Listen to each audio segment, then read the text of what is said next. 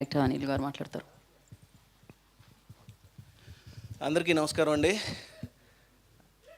మీ ఆలోచనలే మీ శత్రువులు, ఇది నాకు బాగా నచ్చింది ఆ లైన్.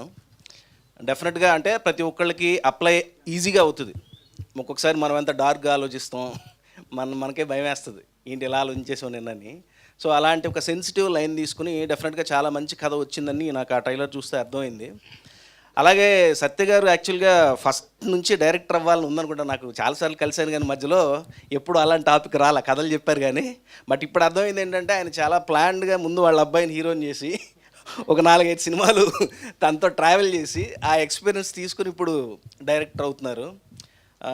ఇది చాలా కొత్తగా ఉంది. అంటే ఒక ఫాదర్ డైరెక్షన్లో కొడుకు యాక్ట్ చేయడం అనేది బాలీవుడ్లో ఒక 4-5 ఉన్నారు. బట్ నాకు తెలిసి తెలుగులో పూరి జగన్నాథ్ గారు ఒకళ్ళు తప్ప ఇంకెవరు లేరు. సో ఇది ఒక కొత్త ఎక్స్పీరియన్స్ సార్ మీకు.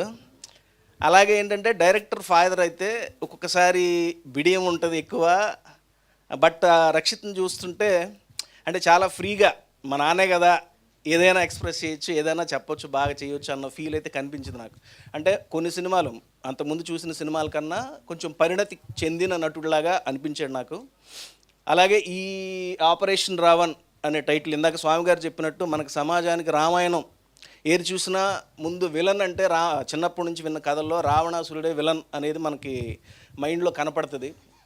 సో అలాంటి ఒక టైటిల్ పెట్టారంటే డెఫినెట్గా మనలో ఉన్న ఆలోచనల్ని, ఆ శత్రువుల్ని చంపే దిశగా ఏం చూపించబోతున్నారు, ఏం చేయబోతున్నారు అనేది రేపు థియేటర్లో చూద్దాం. డెఫినెట్గా ఈ సినిమా అందరికీ మంచి హిట్ ఇవ్వాలని, అందరికీ మంచి పేరు రావాలని. ఎందుకంటే సినిమా అనేదే చాలా గొప్ప విషయం. ఎంతోమంది ఎన్నో సంవత్సరాలు స్ట్రగుల్ చేసి రాసుకుని, కథ రాసుకుని, ప్రొడ్యూసర్కి చెప్పి, హీరోస్కి చెప్పి ఒక సినిమా రిలీజ్ అవుతుందంటే డెఫినెట్గా అది ఆ 100 ఫ్యామిలీస్కి ఒక పండగ లాంటిది. అది ఎలాంటి సినిమా అని కానీ చిన్నదవ్వచ్చు, పెద్దదవ్వచ్చు. సో అలాంటి ఒక సినిమా రేపు రిలీజ్ అవుతుంది.